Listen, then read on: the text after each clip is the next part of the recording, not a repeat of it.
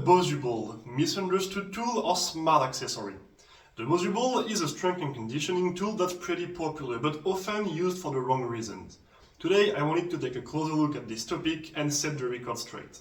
Let's begin by defining what a Bosu Ball actually is. It is a device designed to create instability on the floor, typically challenging foot support and commonly used for balance training. And that's where the first misconception arises. Many people believe they are working on their proprioception when using it.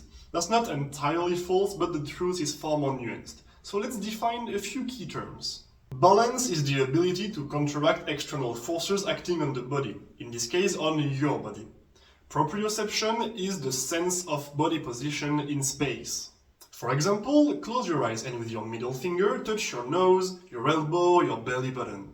If you can do it accurately without seeing, it's thanks to your proprioception, your brain's ability to sense the movement and position of your limbs.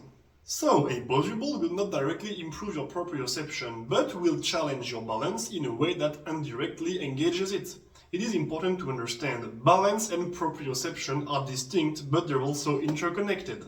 Think about it. In order to stay balanced, you need to know where your limbs are and how they're moving in response to external forces, to know if you need to move or lean to rebalance yourself. That's why when you're standing on one foot on an unstable surface, you sway and move your arms. Your proprioceptive system senses a loss of balance and triggers compensatory movements to regain it. Proprioception supports balance, even though they are separate concepts. So, how do we apply this understanding to athletic training? First, we need to split sports into two main categories. First, sports that are played on an unstable surface, like hockey for example. And second, the sports that are performed on a stable surface, which includes the vast majority of activities. Let's take the example of a football player or soccer player for our American friends. In this case, balance is important, but it is not our main concern.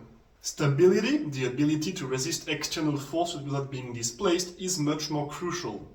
Football is played on stable surfaces, grass or turf, and players typically always have at least one foot in contact with the ground, if not both, to maintain that stability.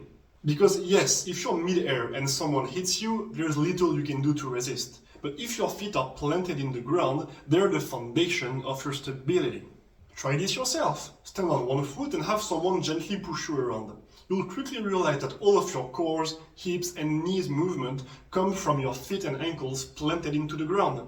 That's the condition we want to recreate in training. Solid ground, stable surface and generating force through the feet.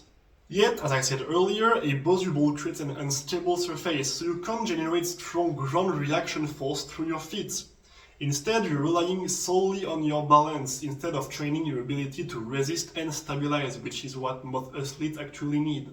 A more effective strategy, if you want to be more or less specific to your sport, is to put the athlete in stable but challenging positions, like standing on one foot with one knee up, and then adding external instability.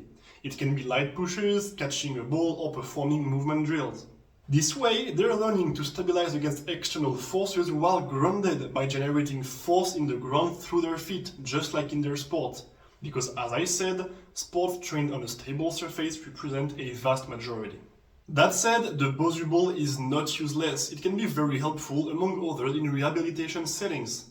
For injured athletes with knees and ankle injuries, for example, it can help slowly reintroduce controlled instability without the full load of sport-specific stress.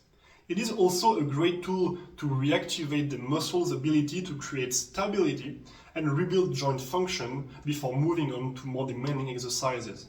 I hope this video was helpful. If you have any questions, suggestions, or anything else, you can drop a comment down below. And if you want to contact me straight through my social medias for a question or because you want to work with me as your own personal trainer or strength and conditioning coach, the links are in the description of the video.